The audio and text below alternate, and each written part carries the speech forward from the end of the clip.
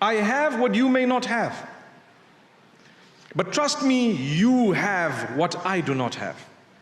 That's a fact. You know it or you don't.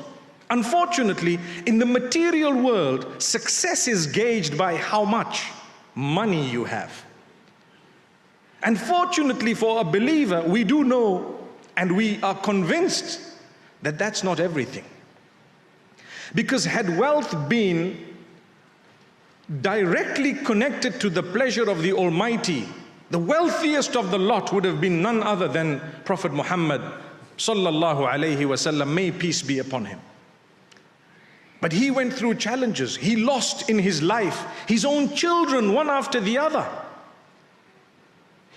Was he not loved by Allah? He was loved more than you and I, more than anyone and everyone. We call him Afdalul Khalqi wa Akramur Rusuli, the best of creation, the most noble of all prophets. That's what we call him. That's what we believe. That being the case, he went through challenges. He went through hardship. People spoke negatively about him. Don't they speak negatively about us? Would that not then be a sign of the love of the Almighty when you face a challenge? I look at it from that particular angle, that when the Almighty says, I've created you to test you. When we were young, we used to wonder, what is it all about? But I promise you, as you grow older, you realize from the moment of birth, you are being tested, and those tests become meaningful once you hit puberty.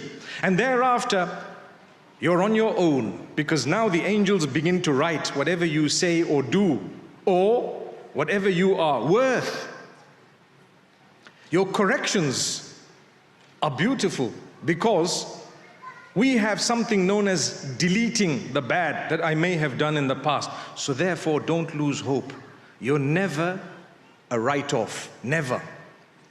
No matter where you are, what you've done, where you've been in the past is exactly that. It's the past. So Muhammad, peace be upon him, went through challenge upon challenge. They said things about him. Wow. They called him a sorcerer. They called him someone who's just after money and power. They said so many nasty things. Some of these nasty things, don't they say about us? Well, I tell you, that is a sign that the Almighty has chosen you to go through this test, similar to that of His most beloved. So don't worry. Take it in your stride, seek the help of the Almighty.